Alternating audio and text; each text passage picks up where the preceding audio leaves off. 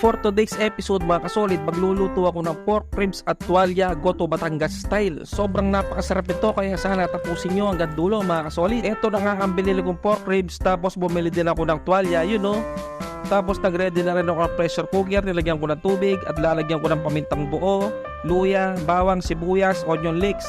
Tapos nilagyan ko rin ng tanglad. At lalagyan ko rin ng asin at papakuluan ng 1 oras para siguradong malambot. At pagkalipas ng 1 oras, eto na yung itsura niya. Siguradong napakalambo na nito mga solid. Sobrang lambot na ng tuwalya, At yung pork ribs mukhang iiwalay na rin sa buto mga solid. At maglalagay lang ako ng beef cubes, tapos lalagyan ko ng pamintang durog. Sobrang naaamoy ko na talaga ang aroma ng tanglad na nilagay ko nina. Tapos maglalagay ako ng aswiti, pampakulay. Yan, tingnan nyo naman yung kulay, sobrang nakakatakam na mga kasolid. Maglalagay na rin ako ng siling pansigang, tapos onion leeks at tatakpan ko lang ng ilang minuto. At pagkatapos ng ilang minuto, magpiplating na ako. Tingnan nyo naman ang itsura, mukhang nakakatakam talaga mga kasolid. At syempre, kung nagustuhan nyo po ang episode na to, huwag nyo pong kalimutan mag-follow at mag-comment at mag-share. Maraming salamat po.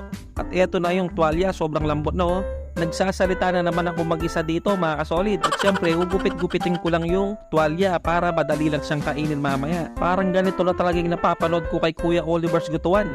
Parang nakatikim na rin ako ng recipe ng taga Batangas. Sobrang sarap ng sabaw nito mga kasolid. At syempre, magtitira din ako ng buo, At ibubuwas ko na yung masarap na sabaw.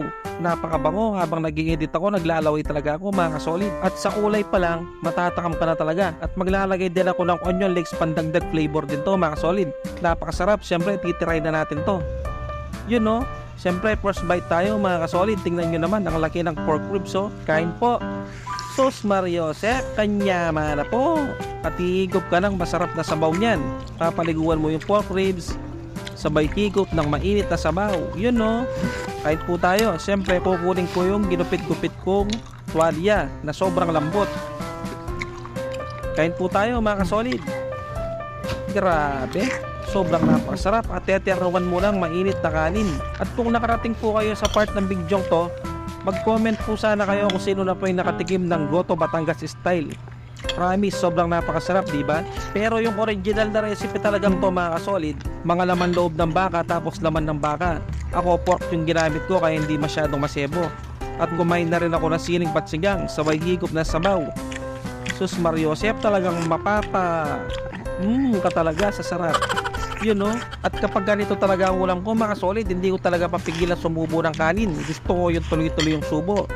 At hindi pa ako nakontento doon sa ginupit kong tuwalya, gusto ko yung buo, Tingnan nyo naman mga solid, sobrang napakalambo ng tuwalya. Talagang umiiwalay siya, Tapos gusto ko isusubo ko ng buo to. At salita ako na salita mag-isa dito. Akala nung nakakita sa akin mga solid, may kabidyo ko lang ako, hindi alam, nag-e-edit lang ako. Sobrang napakalambo to. Pasensya na po sa mga naglalaway ngayon. At syempre kakain tayo ng pork ribs.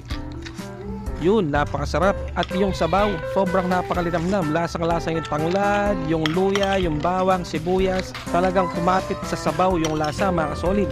Tingnan nyo naman, umiiwalay na talaga sa buto yung laman ng pork ribs, Tapos babandawan ko dito sa sabaw.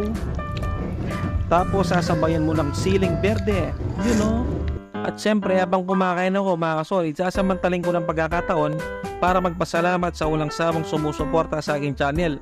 At kung nagustuhan nyo po ang episode na to, huwag nyo pong kalimutan mag-follow, like, and share. Maraming salamat po sa inyong lahat. So paano, hanggang dito na lang muna ang episode na to mga solid. Sa off cam ko natitira ito. Maraming salamat po sa panonood at mag-ingat po kayong lahat.